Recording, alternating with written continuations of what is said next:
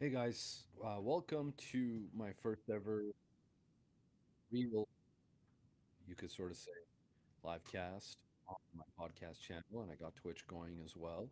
My name is Rash Sane, and I come from a background of economics, political science. That's what I went to school for. But I also like talking shit with my friends on a whole wide range of subject matters, such as yourself. Um, I have some video production background as well. I used to live in Los Angeles for a short time, doing some work out there with a really cool company and my friends. It was actually quite obscene. I'll tell you that story another time. But today, I just wanted to introduce myself more than anything. Um, I am in Canada and I do run my own business, which has nothing to do with the aforementioned things that I just said to you guys. However, I really enjoy shit talking, but beyond that, I like taking very pragmatic and objective look looks into current events and matters, and just kind of have those conversations, sort of on a practical level. Um, of course, I come with my own biases to a fair extent. Anyone who says that they don't is absolutely lying out of their teeth. But I try to look at both sides of the spectrum as much as humanly possible. But let's get into it a little bit. I want to talk a little bit about the news development with Gaza, specifically with Trump essentially saying that they want to make it part of the United States, or have United States rather take over the territory. Give you some context. I went to a high school with predominantly Jewish people. I have many, many Jewish friends. I am well versed in more Jewish traditions than most Jewish people, particularly the atheist Jews that I grew up amongst. Um, I've read the Tanakh, I've read the Bible, but beyond that, I thoroughly take enjoyment in history and particularly biblical history and the history of the entire Middle East for that matter. I have a fairly decent understanding of it. But with that context in mind, you got to look at the posturing that's taking place. Quite literally, I think what a lot of people forget is what Trump is doing. He's bringing a gun to a knife fight, and that's as it relates to Gaza. That's as it relates to tariffs. On the matter of Iran, that's a little more tricky because he did mention that he wants to do some negotiation with them, which I think he's just doing that to throw them off. However, the Gaza situation is a lot to digest for particularly the left, but a lot of people in the world.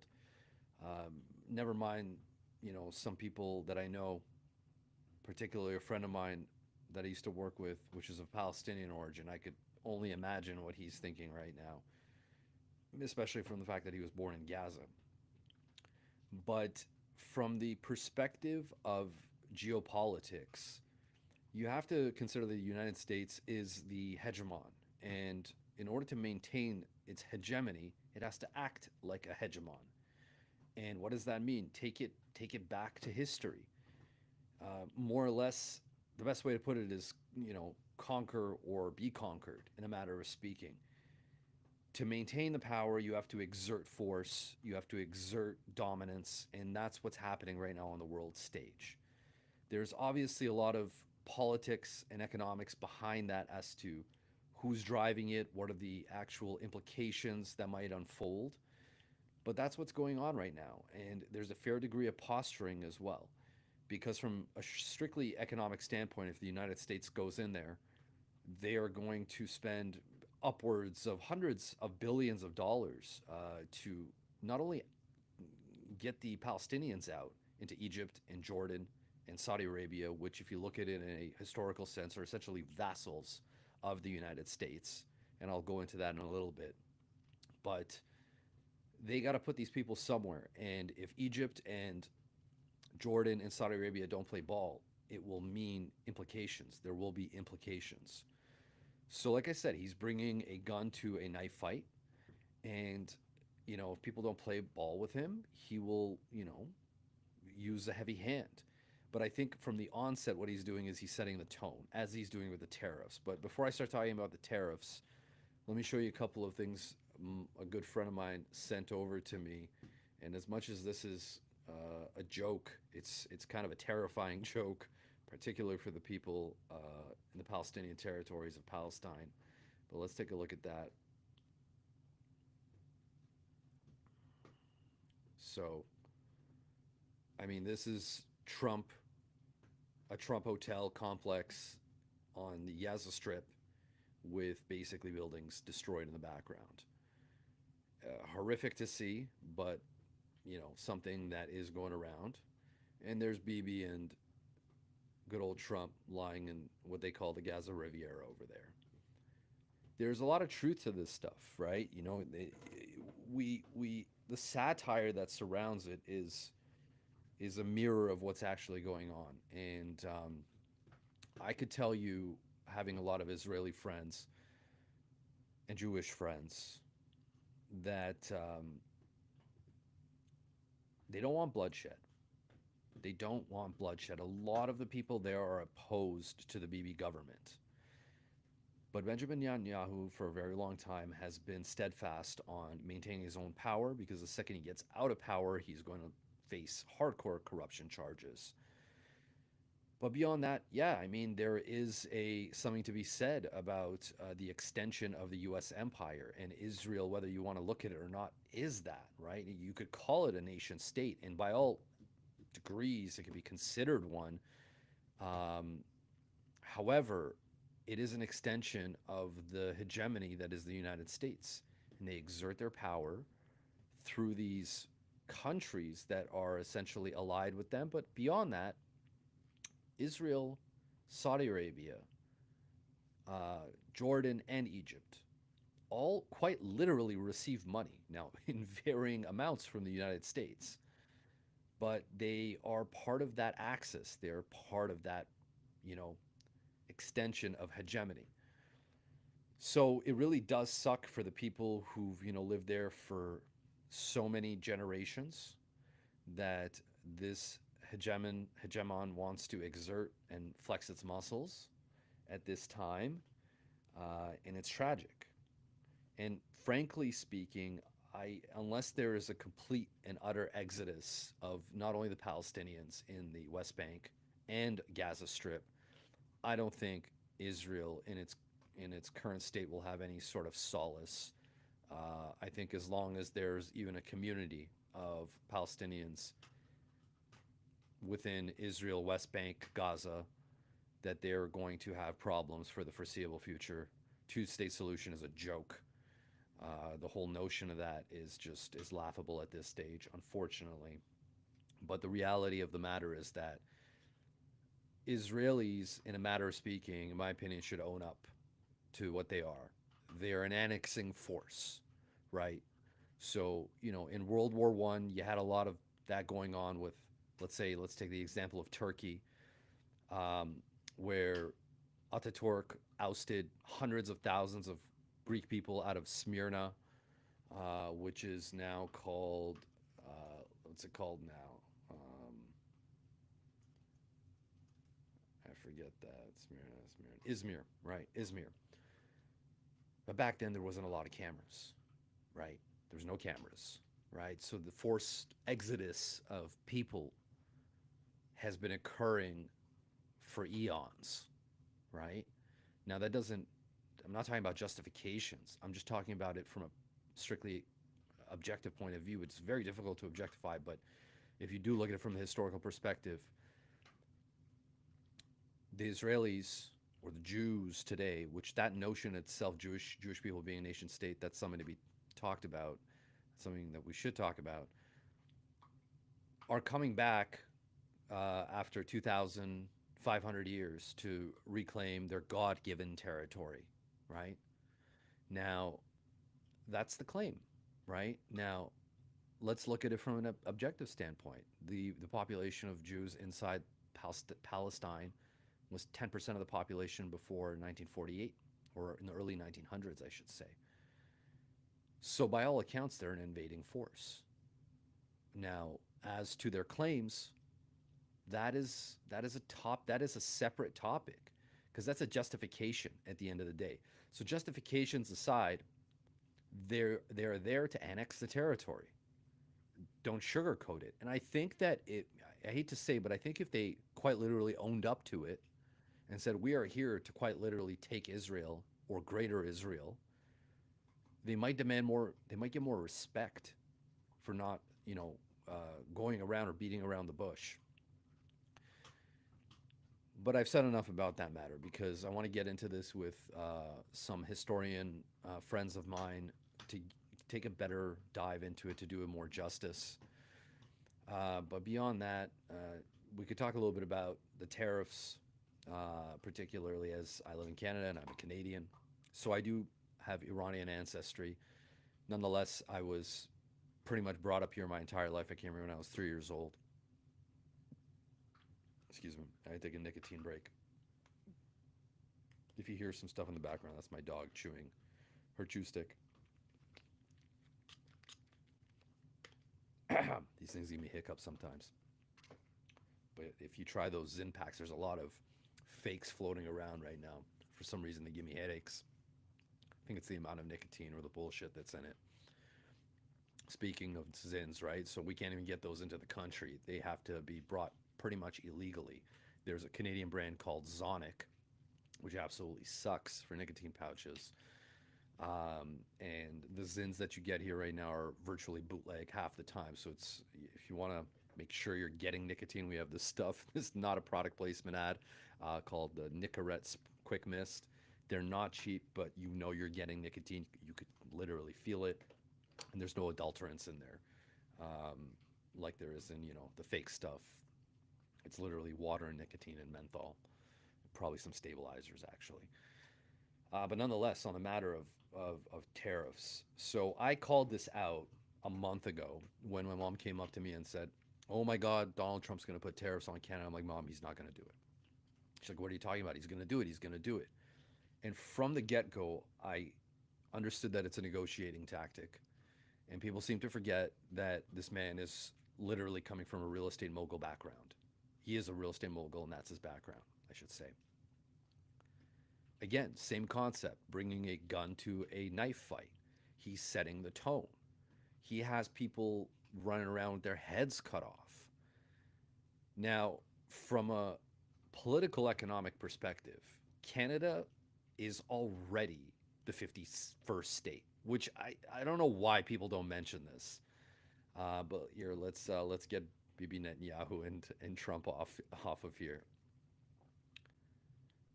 So yeah, let's 51st state. Let's put up a nice graphic so everyone could see. Um,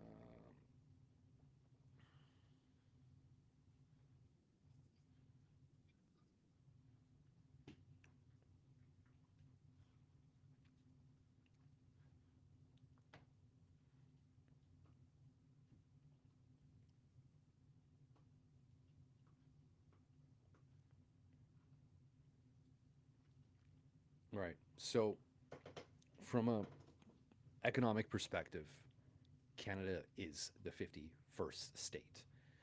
You don't want to sugarcoat that. We are entirely reliant here in Canada on the economy of the United States. Literally half the stuff, if not most, of what we buy in the grocery store comes from there, and just generally things like steel. So I run a doors and windows business. The steel that comes into the doors, that's American processed. And yeah, some of the vinyl stuff is all kind of put together in Canada. A lot of the stuff is put together in Canada, but nonetheless, it's such a um, one-sided kind of relationship, and you could sugarcoat it, and you can you say energy. Canada provides energy, lumber, and all that stuff, but it pales in comparison to what the United States brings to us. And from strictly that point, we are the 51st state. Now, whether you want to slap a label on it is a different story. Now, from a socio perspective, I personally don't want Canada be the first 51st state. There's a lot of patriotism here. I'm one of those people that is patriotic in that manner. Canadians are lovely people. We like to help each other, and we like to support one another. I have people calling into my business asking me if my products are made in Canada or not, and which they are. And it's something that we advertise. We like to support one another. the blowback for the United States would be minimal. But as I said, Trump is bringing a gun to a knife fight, and he's postured and he's posturing. And when my mom said that they're going to put tariffs a month ago, I said no, he's not going to do it. I was a little shocked when he actually signed it, but that is such a negotiating tactic. He literally left it to the 11th hour to rescind or quote unquote pause. And essentially, from a pure negotiating tactic and standpoint, all that's doing is trying to squeeze Canada out of more concessions. And it works. It's working. Canada is the mouse in the room, and the United States is the elephant. They're quite literally throwing their weight around, and they can. If you're if you're delusional and think that Canada or Mexico stands a chance to minimize these concessions, you might be deluded. If we're talking objectively and about the numbers, but that's what's going on. It's the posturing, and to remove or pause the tariffs at the 11th hour is ballsy to say the fucking least. And we'll see what happens in a month. But I think in this month they're just going to squeeze more and more out of Canada. Already, Canada has conceded a couple $1 billion towards border protection, which is just laughable because the majority of drugs or migrants on that border are coming from the U.S. into Canada versus the other way around. In fact, like statistically, Canadian drugs, the amount of drugs going to the United States has come down something like 80% in the last several years into the United States, whereas just 2 weeks ago in Toronto, through essentially the Jalisco cartel, likely coming through the United States, they seized 850 kilograms of cocaine. This is just Toronto, and that's just one haul. And I could tell you, Toronto is not short of drugs. Literally, everyone is on something, whether legal or illegal. I hate to say it. I'm glad I'm a little bit further north than that. I lived in downtown Toronto for a while, and hell, I mean, people are lonely despite being around a million people. Nobody says hi to each other. You walk into a park with 10 other people, what should I say, 50 other people walking their dogs. Nobody communicates with one another. It's pretty shitty, but that's most big cities for you. And there's plenty of drugs. It's fucking everywhere. So to say that this border concession is going to do something to curb or stomp drugs going to the U.S. is just absurd. It's really just to set, in my opinion, the tone of what's to come, which are far more reaching economic concessions. I personally think they want to bring Canada to their knees so that essentially every sort of contract that's ever been put into place in terms of trade can be renegotiated to better advantage, provide advantage to the United States consumer, to the United States government. In this 1 month stretch is essentially going to be a test to see how far they could push Canada. And it certainly doesn't help that Canada is completely divided with liberals on one side and the conservatives on the other side.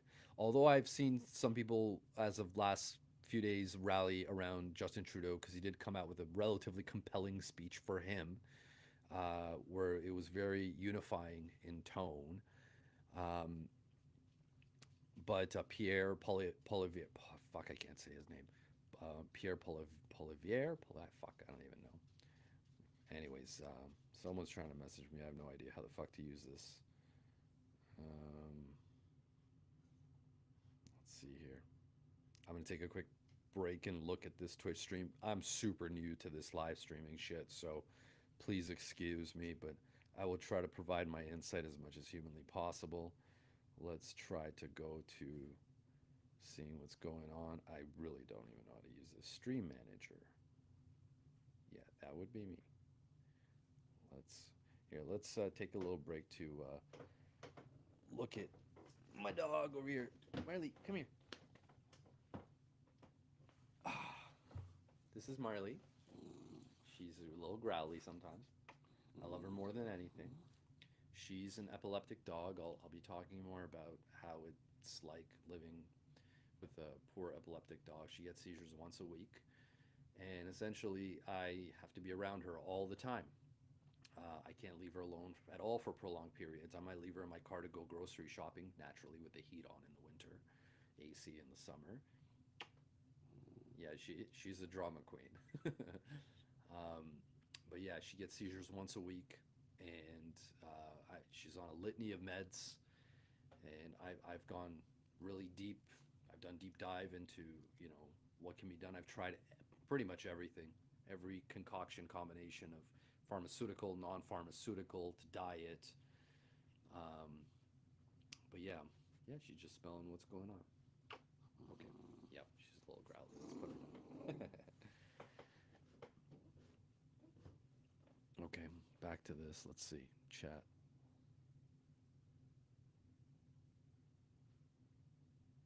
All right.